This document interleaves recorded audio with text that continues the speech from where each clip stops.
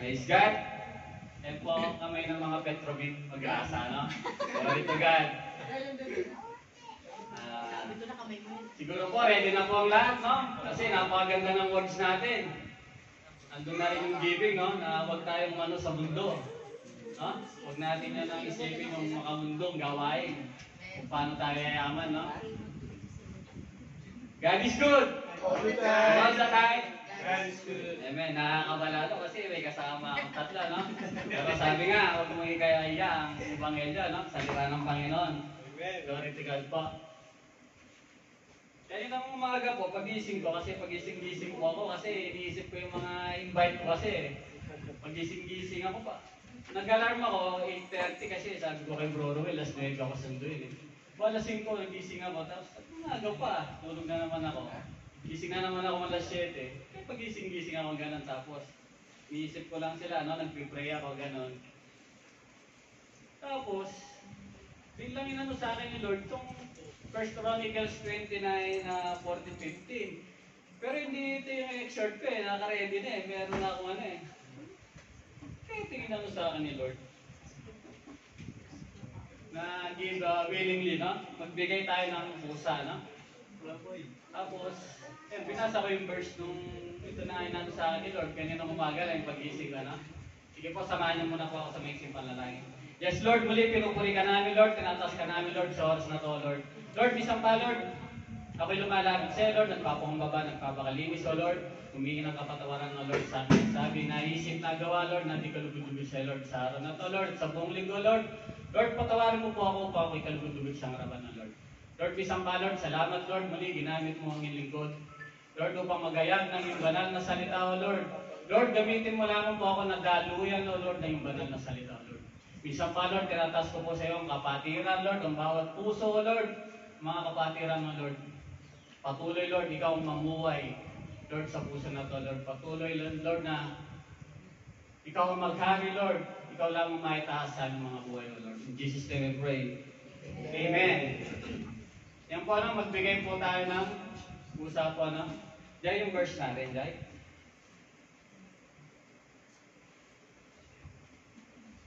First Chronicles 29:14-11. But who I am, and who are my people, that we could give anything to you? Everything we have has come from you, and we give you only what you first give us. We are here for only moment, visitors and strangers in the land as our ancestors were before us. Our days on earth are like a passing shadow, gone so soon, without a trace.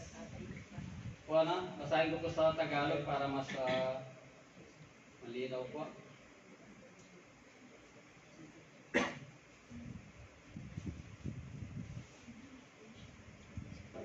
Sa Tagalog po, ngunit sino ako at ano ang aking bayan na makapag-aandog ng ganyang pusa ayon sa ganitong paraan, sapagkat ang lahat na bagay ay nagmumula sa iyo at ang iyong sarili ay aming ibinigay sa iyo. 15. Luke, sapagkat kami ay mga tagaibang lupa sa harap mo at mga nakikipamayan gaya ng lahat naming mga magulang. Ang aming mga kaarawan sa lupa ay gaya ng anino at hindi nagtatagal. Amen. Amen po, ano? Puri po ang salita ng ating Panginoon. Napakaganda po ng sayo ng ating Panginoon, no? Halos nasabi na po ng ating mga pastor, ang ating ano po, no? Ano pong gusto ng Panginoon, no? Na lahat ng meron tayo ngayon na galing sa ating Panginoon, no? Wala po tayong mapapagmamalaki sa Panginoon, no? Anong gusto ng Panginoon na maibigay natin kung ano yung dapat sa Panginoon. Sabi nga dito sa kanyang salita, di ba? Dumating tayo na dito na walang-wala, alis tayo na walang dala-dala din. No?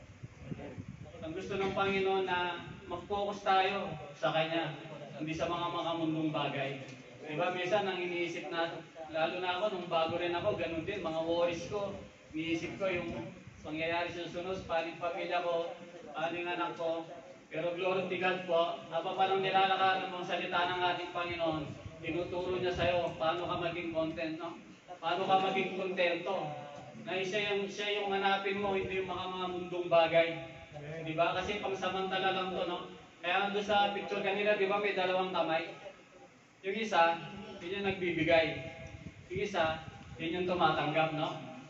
Baka minsan, tanggap lang ang tayo ng tanggap eh, di ba? Hindi tayo nagbibigay, no? Pero gusto ng Panginoon, pinapaano sa atin na pangsamantala lang tayo dito, no? Huwag natin hanapin yung makamundong pinagpapalaman tayo. Siyempre, yung grace ng Panginoon talaga sapat, no? Natural lang yung pinagpapala talaga yung mga lingkod na tayo. Pero gamitin natin yun para sa kakalawak ng kingdom ng ating Panginoon, no? Huwag natin gamitin sa makamundong bagay, no? As a Christian po, siguro marami na kayo na anong testimony paano sila bumagsak, no? Na umiwalay sila sa presensya ng Panginoon, no? Nakakalungkot, no, pag nakakita tayo ng mga ganun na hindi ko talaga makakalimutan na testimony nung napanood ko talaga.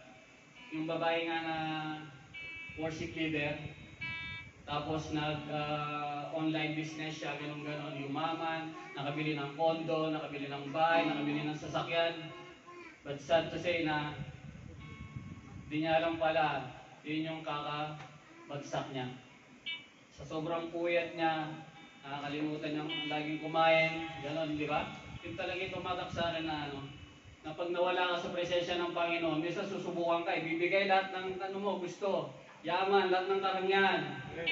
Bandang muli, wala ano nangyari sa ano na yun, sa babae na yun. Na-realize niya nung nakalagak na siya. Nasa ospital na siya. Ano na lang, kumbaga araw na lang siguro. Yun ang yung testimony niya. Yun. Yung pera niya, hindi kaya nang gamutin ang sakit niya. Yung kalungkutan niya, hindi na kaya ibigay ng pera niya. Di ba? Anong nangyari? Naibenta lahat. Naubos lahat. Pero still, nakaratay pa rin siya, no? Ewan po kung ano-ano ng babae na yun, no? Pero alam po natin na naiingi niya ng tawad yun, no? Kaya mga kapatid, no? Gusto ng Panginoon dito na ang ating buhay, pangsamantala lang dito sa mundo, no? Hanapin natin lagi ang presensya ng Panginoon. Mamuhay tayo ang kanyang loob. Bigyan natin ng priority. Tayo doon sa aklat ng buhay. Diba? Yung harap sa Panginoon na sasabihin ng Panginoon na well done. Diba? My faithful servant. Nakasulat yung mga pangalan natin doon. Amen po ba? Kaya lagi po tayo magbigay ng pusa sa ating Panginoon. At pagbibigay naman po natin dito sa ating gawain, hindi po para sa ating mga pastor o para sa mga member po, no? Ito yung para sa kakalago at kakalawak pa ng ating sambahan po. Amen po? Basahin ko po yung conclusion ko. Bali ito po yung verse ko po dapat na ibibigay po eh. Ang sabi po sa 2 Corinthians 9:8, and God is able to make all grace abound to you, so that having all sufficiency in all things, all times, you may abound in every good works. Magbigay na po tayo sa ating Panginoon. Samahan niyo po ako. Ating panalangin po natin ating mga lumawag. Hallelujah, Lord. Yes, Lord, we worship you, Lord. Lord, minsan pa, Lord, muli, pinupuri ka namin, Lord, tinataas ka namin, Lord, sa oras na to, Lord. Lord, minsan pa, tinataas po namin sa iyo, Lord, ang mga kaloob na to, Lord. Salamat, Lord, sa mga kapatiran po na naibigay na to, Lord. Lord, patuloy mo, Lord, pagpalain po ang bawat isa, Lord. Alam mo po ang pangangailangan ng bawat isa, Lord.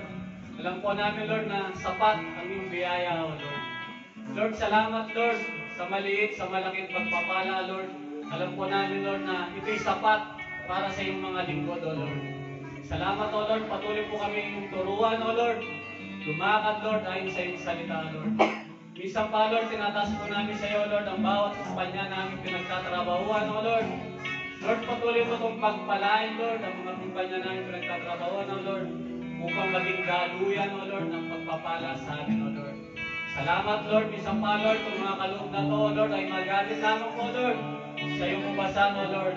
sa ikakalawang Lord ng iyong kingdom, O Lord.